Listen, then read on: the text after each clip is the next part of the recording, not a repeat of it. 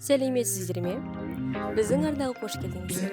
Бүгін біз гендер экспрессиясының қызықты әлеміне еніп, индукцияланатын промоутерлар деп аталатын құралды талқылайтын боламыз.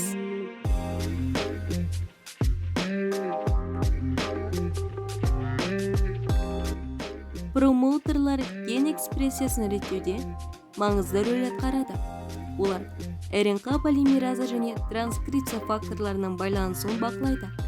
Белгілі бір ақуыздың қашан және қандай мөлшерде өндірілетінін анықтайды. CMV, AF1A және SV4O промоутерлары сияқты конститутивтік промоутерлар әрқашан белсенді. Бірақ бүгін біз индукциялық промоутерларға тоқталамыз.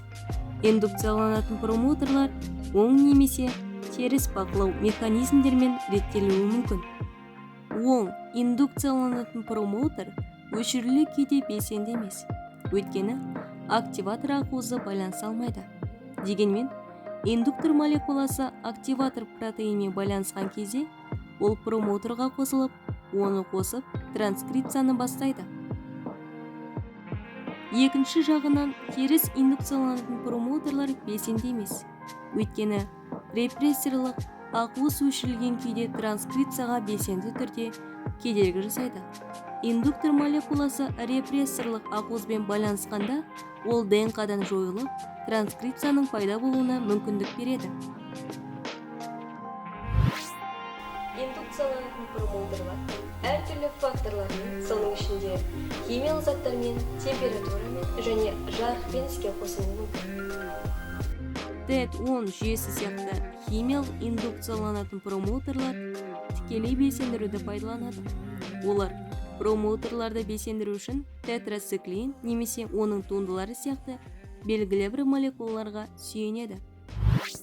Пила және пиват промоутерлары сияқты теріс индукцияланатын промоутерлар репрессор ақуыздарын жоюды қажет етеді. Мысалы, пиват промоутері арабиноза болмаған кезде репрессияланады. Бірақ арабинозаның қосылуы транскрипцияға мүмкіндік беретін репрессорлық ақуызды босатады. Температураны индукциялайтын промоутерлар, мысалы, жылу соққысын тудыратын HSP70 немесе HSP90 промоутерлары ыстыққа немесе суыққа ұшыраған кезде белсендіріледі. Бұл промоутерлар қалыпты температурада 0-ге жуық экспрессияны көрсетеді, бірақ температураның өзгеруімен индукциялануы мүмкін. Жарықпен индукцияланатын промоутерлар синтетикалық биологияда қолданылатындар сияқты транскрипцияны реттеу үшін жарықты пайдаланады. Бұл екі компонентті жүйелер ген экспрессиясын белсендіру үшін арнайы фотосезімтал ақуыздарға негізделген.